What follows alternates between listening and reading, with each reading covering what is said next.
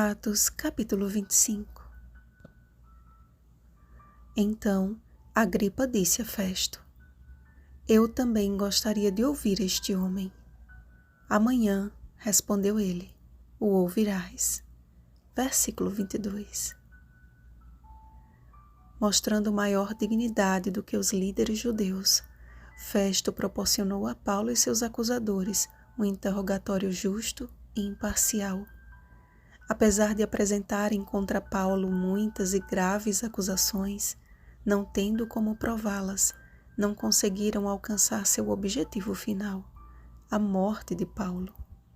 A este foi dada a oportunidade de defesa e a possibilidade de retornar a Jerusalém para ali ser julgado. Contudo, munido de uma consciência tranquila de que nenhum pecado cometeu contra a lei dos judeus, nem contra o templo, nem contra César, ele apelou para o órgão máximo da justiça humana de sua época: apelo para César.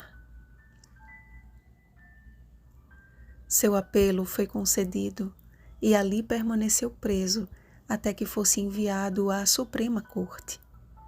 Passados alguns dias, o rei Agripa e Berenice chegaram a Cesareia a fim de saudar a Festo. Eram comuns essas visitas e trocas de formalidades entre as autoridades da época. Era uma forma de fortalecer os laços políticos ou de cortar relações caso a cordialidade não fosse mútua.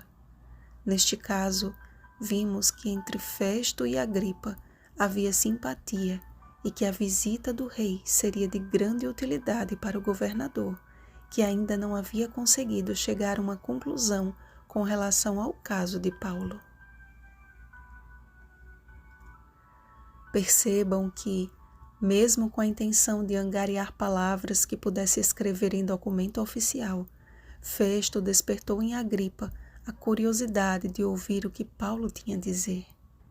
Era tudo o que o governador queria. Mesmo com a intenção errada, Festo encaminhou Agripa na direção certa. Aquela oportunidade foi dada não apenas ao rei, mas a todos os que estavam presentes naquela audiência extraordinária.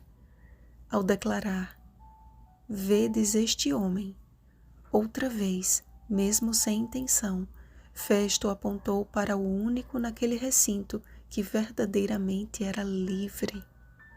Não era apenas curiosidade o que despertava todos a desejarem ver a Paulo e ouvir as palavras do apóstolo, e sim a realidade de corações carentes por algo melhor e maior do que uma religião meramente formal.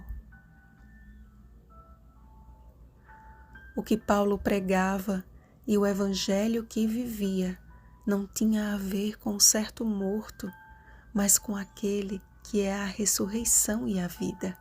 João capítulo 11, versículo 25. E mesmo que mal compreendido ou ignorado, aquele servo de Deus permanecia firme na certeza de que sua postura estava em pleno acordo com o assim diz o Senhor.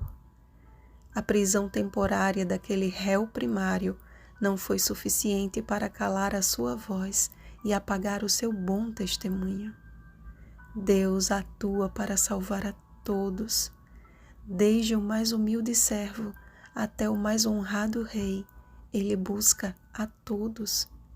A aquelas autoridades foi dada a oportunidade de conhecer o caminho e de escolher segui-lo ou não. Porém, mesmo sentindo o coração arder e percebendo que nas verdades da palavra de Deus conseguem enxergar a luz que em nenhum outro lugar há, quantos têm dado para trás quando confrontados a abandonar as concupiscências deste mundo? Deus sempre teve na terra um povo para chamar de seu, nem que este seja composto de apenas 8 pessoas, como o foi no dilúvio, ou de apenas um homem levado a um tribunal por causa de sua fé. Deus possui seus representantes hoje também, homens e mulheres que, semelhante a Paulo, têm se esforçado por manter uma consciência pura diante de Deus e dos homens, que não temem em chamar o pecado pelo nome e que têm reconhecido a cada dia a sua condição de completa dependência do Espírito Santo. Cristãos que têm despertado em seus semelhantes o desejo de conhecer o Senhor e dele se aproximar. Ser cristão, amados, não é ser esquisito, e sim diferente. É ser um imã que atrai pessoas a Cristo. Pode ser que isso incomode alguns, mas a paz de Cristo no coração nos torna livres mesmo em cadeias. Que pelo poder do Espírito Santo, nossas palavras e ações andem em perfeita coerência. E ainda que chegue o tempo em que alguns manifestem não ter nada de positivo para dizer a nosso respeito, há um Deus no céu que milita a nosso favor e que em breve, muito em breve, nos dará recompensa eterna. Vigiemos e oremos. Bom dia, representantes de Cristo. Rosana Garcia Barros.